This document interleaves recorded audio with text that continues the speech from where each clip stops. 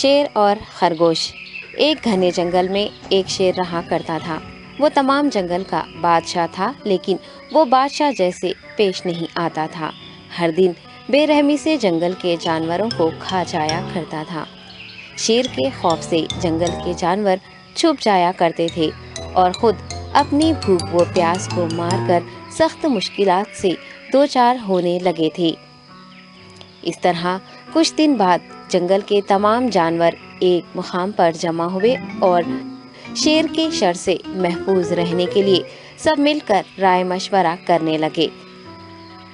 سب نے اپنی اپنی بات رکھی اور آخر میں ایک گیدڑ نے کہا، میرا خیال ہے کہ ہم روز شیر کے ہاتھوں مرنے کے بجائے ہم خود ایک بار شیر کے پاس چلے جائیں۔ اس طرح روزانہ شیر کسی ایک کو کھا لے گا اور ہم سب اپنی اپنی باری سے چلے جائیں گے اور بلا خوف و ڈر سکون سے زندگی گزاریں گے۔ گیدڑ کے مشورے پہ تمام جانور رضامند ہو گئے۔ ایک بندر نے کہا، ٹھیک ہے، تمہاری بات بالکل درست ہے۔ موت کا خوف کرنے کے بجائے اپنی باری آنے تک ہم اطمینان و سکون کی زندگی گزار سکیں گے۔ جانوروں کی بات چیت مکمل ہونے کے بعد خود گیدڑ نے شیر کے پاس جا کر یہ ساری بات بتائی۔ گیدڑ کی باتیں سننے کے بعد شیر نے کہا، میں بادشاہ ہوں، اس لیے تم سب کی بات مان رہا ہوں، لیکن ایک بات غور سے سن لو۔ اگر کسی دن مجھے جانور ملنے میں تاخیر ہو جائے تو میں خاموش نہیں بیٹھوں گا اور دوبارہ تم سب پر حملہ کرنا شروع کروں گا۔ شیر نے بڑے غصے سے یہ سب کہا۔ شیر کی باتیں سن کر گیدڑ نے سر ہلاتے ہوئے حامی بھر دی اور وہاں سے چلا گیا۔ اس دن کے بعد ایک ایک جانور بلا ناغہ اپنی اپنی باری کے مطابق شیر کے پاس جانے لگی اور شیر سکون سے اپنے پاس آنے والے جانوروں کو مار کر اپنی بھوک مٹانے لگا۔ یہ معاملہ ایسے ہی چل رہا تھا اور ایک دن شیر کے پاس جانے کی باری ایک خرگوش کی آئی۔ وہ خرگوش بہت ہی ہوشیار تھا۔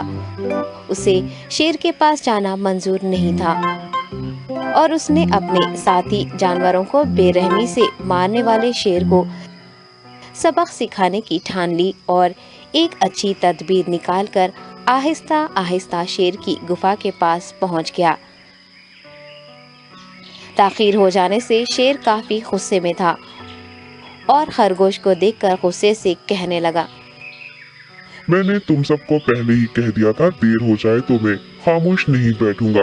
تم نے وعدہ خلافی کی ہے، اس لیے میں جنگل جا کر من چاہے جانور کا شکار کر کھا جاؤں گا۔ تب خرگوش نے شیر سے کہا، معاف کر دیجیے بادشاہ سلامت، غلطی ہو گئی اور اس کا ایک واجب سبب ہے۔ اطمینان رکھیے، میں بیان کرتا ہوں، آپ سنیے اور اس کے بعد آپ آرام سے مجھے مار کر کھا لیں۔ شیر نے پھر غصے سے کہا، وہ کیا بات ہے، جلدی بتاؤ۔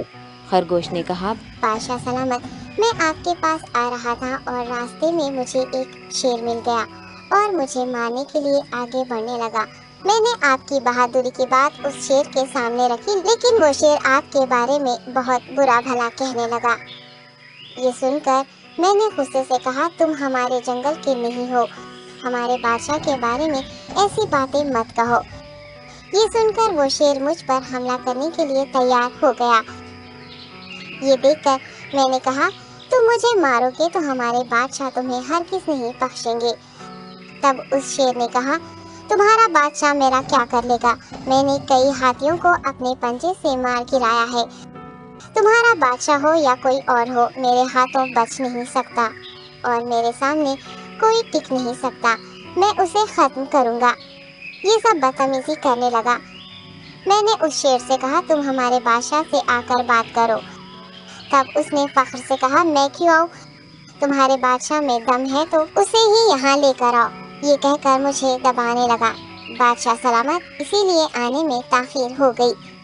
یہ سنتے ہی شیر غصے سے کہنے لگا، چلو ابھی چلتے ہیں، اسے ختم کر دوں گا۔ یہ سننے کے بعد خرگوش نے شیر کو جنگل کے درمیان موجود ایک کنویں کے پاس لے گیا۔ خرگوش نے کہا، بادشاہ اس کے اندر دیکھیے، وہ وہاں آپ کا بے صبری سے انتظار کر رہا ہے، آپ اسے اچھا سبق سکھائیے۔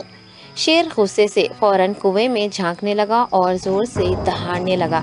تب دوسری جانب سے بھی دوسرا شیر دہاڑتا ہوا محسوس